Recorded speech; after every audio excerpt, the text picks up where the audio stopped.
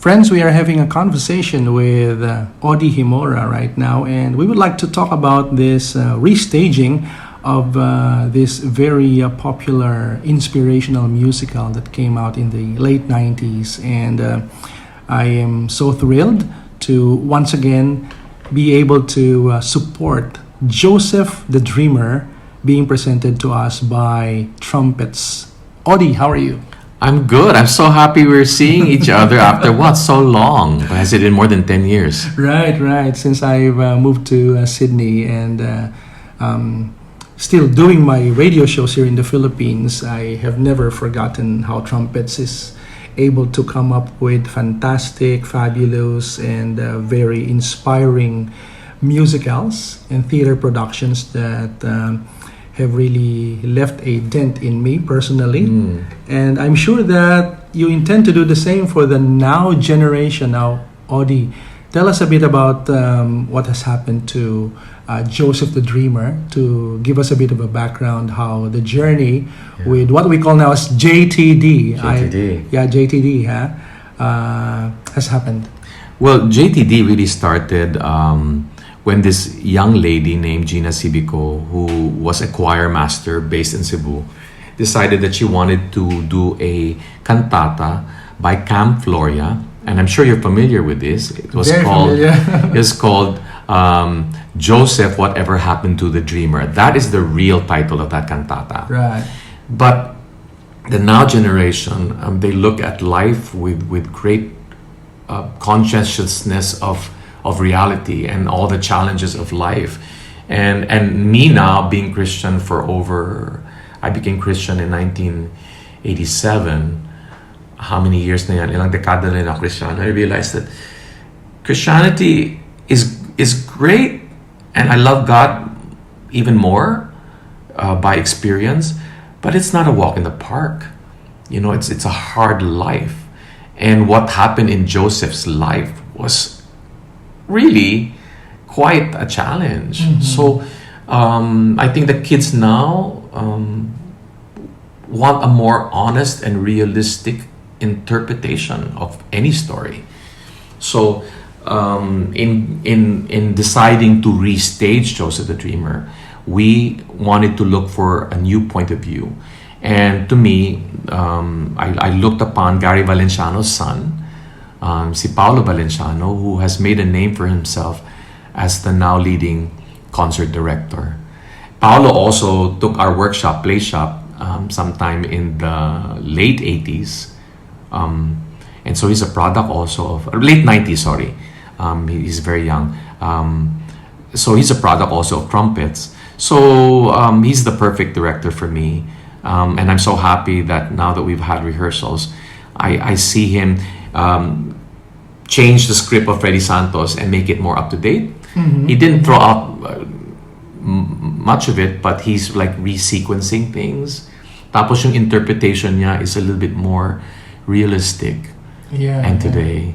I'm sure he knows how to communicate to his generation. That is why he's been doing this. And how are the rest of the performers catching up with all of these changes from what is perceived to be the original and what was effective during the late 80s and early 90s?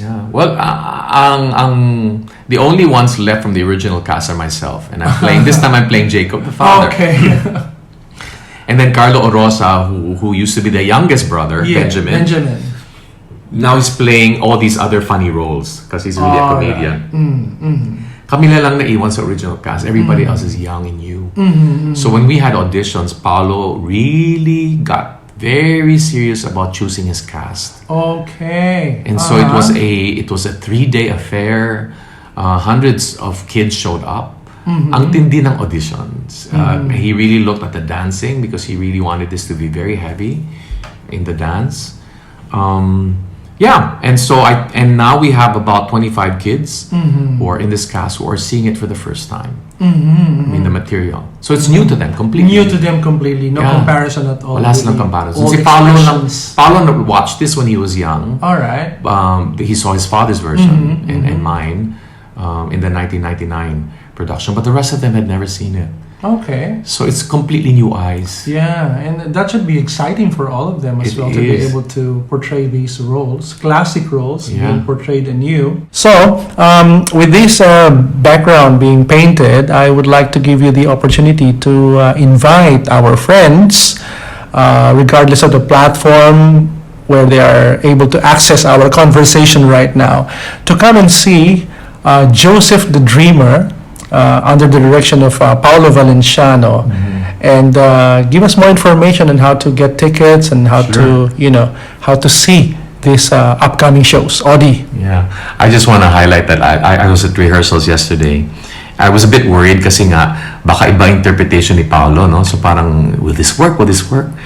And then we did a dramatic scene, and every person in that rehearsal hall was crying. Oh. And I said, it still is so powerful, this thing, you know? So it doesn't matter how many decades, doesn't matter who's interpreting it, it's still so powerful, and God can use that story to change lives. And that's why, with great conviction, I invite you, if you've seen it before, come see it again. If you've never seen it before, this is a show that's going to be so entertaining for you. We are going to be at the BGC Arts Center, or it's also known as Maybank Theater. We open February 21 for only 9 shows. So come watch it right away. Don't say, next week na lang because baka tapos na kami. And the tickets are available at ticketworld.com.ph. So yeah, come see us, and I promise you a life-changing experience. Oh, that's very limited engagement that you are having there.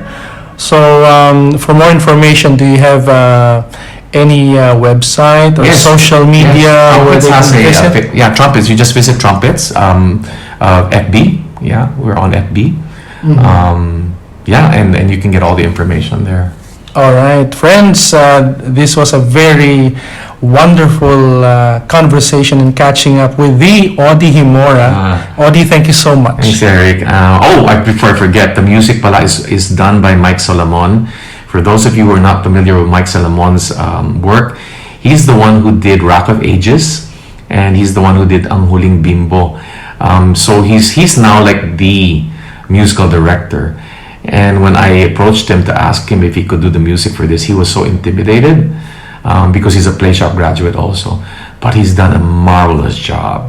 And the music is going to be amazing. Amazing. And before I let you go, would you mention a bit about the other performers who will be joining Sam Concepcion in doing Joseph the Dreamer? At least some of the lead characters, if not everyone, because I know there's heaps of people who will be joining him. Yeah, well, aside from myself coming back this time as Jacob and Carlo Rosa, the rest are really young people. The girl who's going to play the narrator / wife of Sam is Kayla Rivera. She's a very bright musical theater actress that has played leads in a lot of shows. The latest one was Beautiful, the Carole King musical. And then she did another show called Sideshow. She's done Carrie, the musical. She's really tremendously talented. And the rest are just really young people who you're going to meet for the first time. Yeah. And of course, I saved the best for last. Bituin Escalante is coming to play my wife, Rachel, and she's going to sing, oh my God, we heard her last night do her version of He Opens a Window, and we were just applauding. I don't know, it's going to be ibang klase the way she's going to do it, and just imagine Sam Concepcion dancing to that.